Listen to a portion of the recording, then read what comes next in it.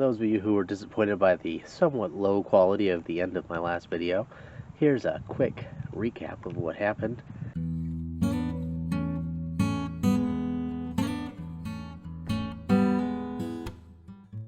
If you can see, right there is the four-way connector that I had to wire in, and right there is the actual hitch. And if I pull this cover off, you can see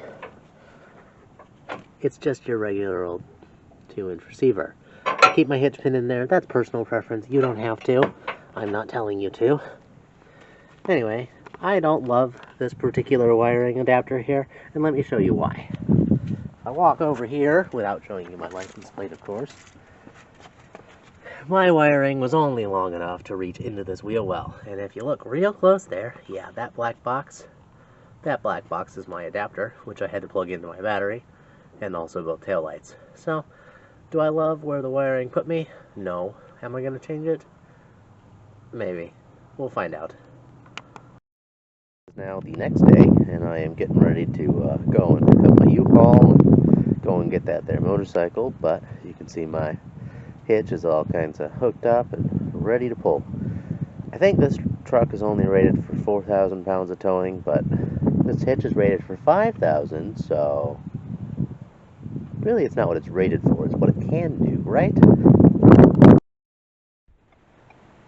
I gotta say, the old Bronco looks pretty nice with a U-Haul behind it, and I got a 2-inch drop on there, and puts the U-Haul pretty close to level.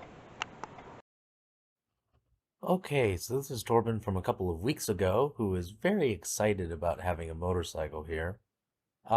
Joke was on him. His motorcycle was terrible, and I mean awful. It had electrical gremlins up the wazoo.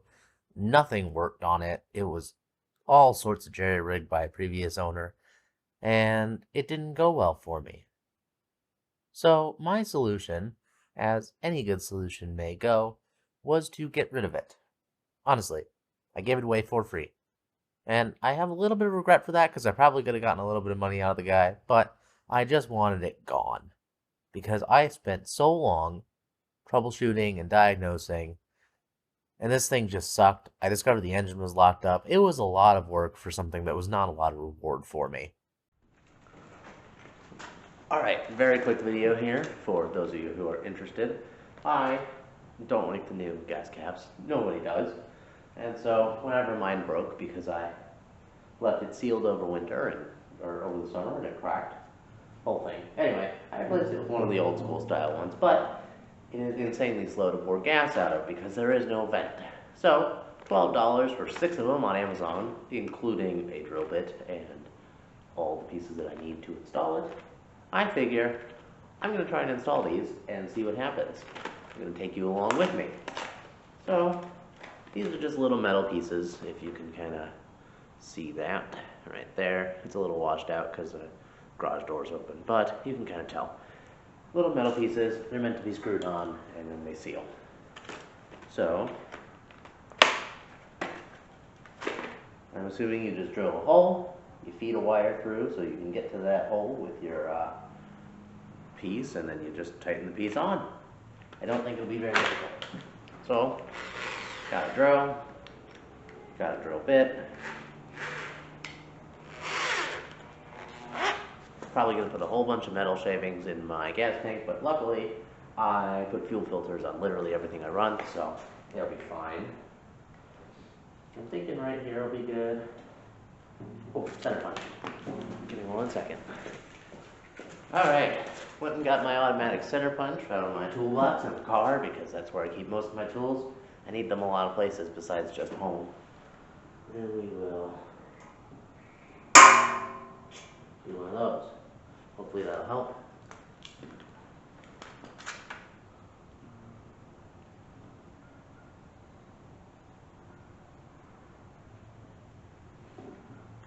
I'm not sure that it did, but you know what? It never hurts to try, right? Yeah, no, it did not. Let's do one more, huh?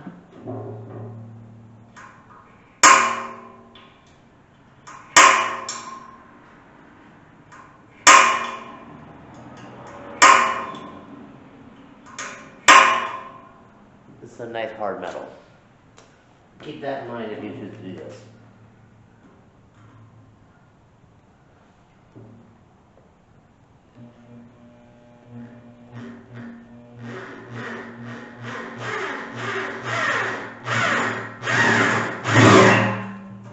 Alright, that's a good start, huh?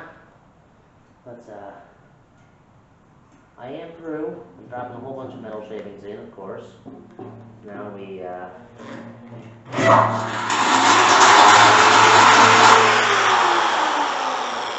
take that hole and make it round, huh? Alright. A little more cleanup to do here. I don't have a knife on me, which is unfortunate. I might have pliers over here.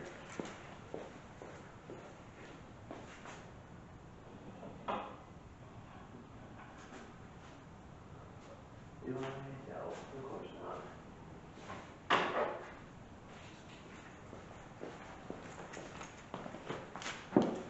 No pliers, but I did find scissors. Yeah, this is definitely the wrong way to do it, but it will save my fingernails. And it worked well enough, didn't it? So, if you can't tell, there's now a hole in my gas tank right there. We're going to try and feed the wire through the way the instructions tell us to. Now, I'm a little nervous because this gas tank has a little anti-fire device installed. I'm hopeful it'll just kind of screw out. Maybe not. This could be bad.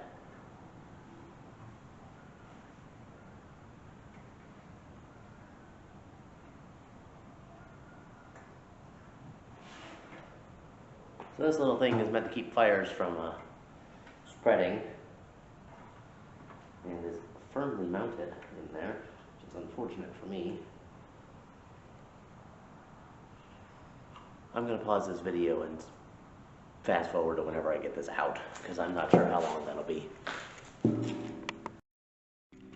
Alright, so, to put it gently, this is a pain in the ass to take out. And that's what it looks like whenever it's removed. I'm pretty sure these are made to make it so you don't set fire to your gas can. But here's the thing, I don't really care. Plus, this makes it harder to siphon out of, which is probably a good thing for people who care about that, but I actually like to siphon my own gas sometimes. So, throwing this away, like so, it's now gone. And we're going to try and feed that wire through. Now, the directions here suggest that I feed them in through the big hole, which you can't see that I pointed at that, but I did. I promise. So we'll take this guy out.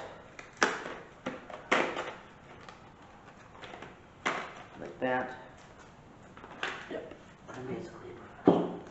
Then we'll take the top part of this off because that's the part that attaches to the rest. Hopefully my stool / chair has a nice spot for these little parts. Take one of the O-rings off. Maybe. There we go. Now we just slide these little tape keepers off the wire.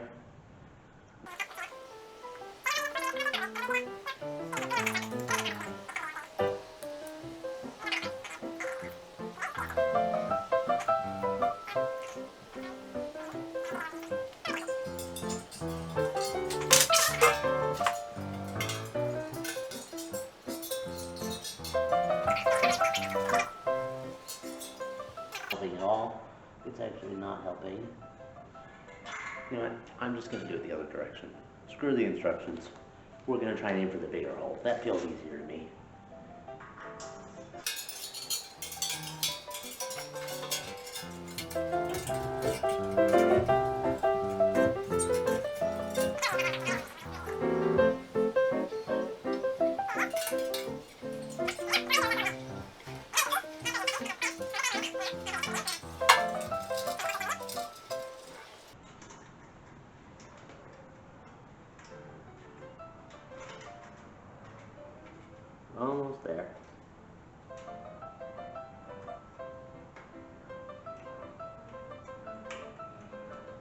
There we go. Alright, now we got the vent sticking out of the can. That's a good thing.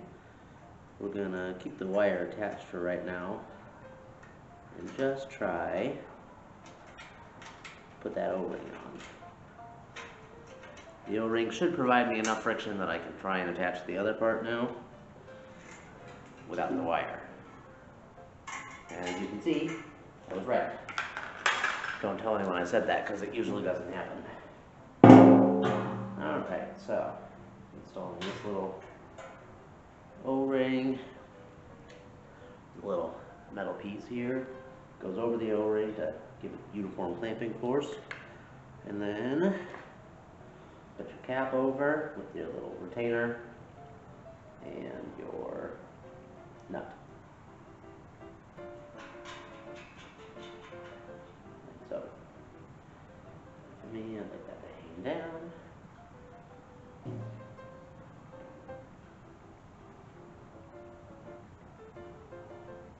Alright, that is definitely started.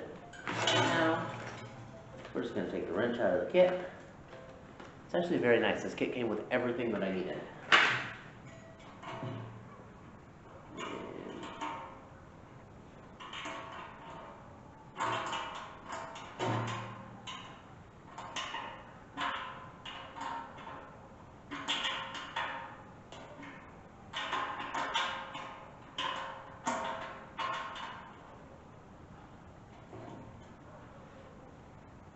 Just tighten that up real nice.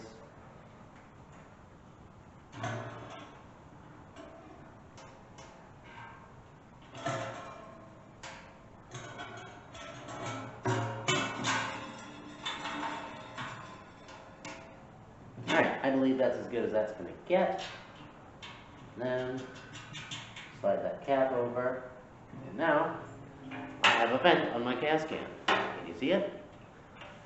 Open it up like so, kind of like the old school ones, except this is metal and not plastic, and bam, can is vented. Don't have any gas to test it with. Maybe I'll make a second short to follow this one up, or maybe I won't. We'll see. Thank you for watching, and this kit did not come with the stickers that it advertised, but I really don't care.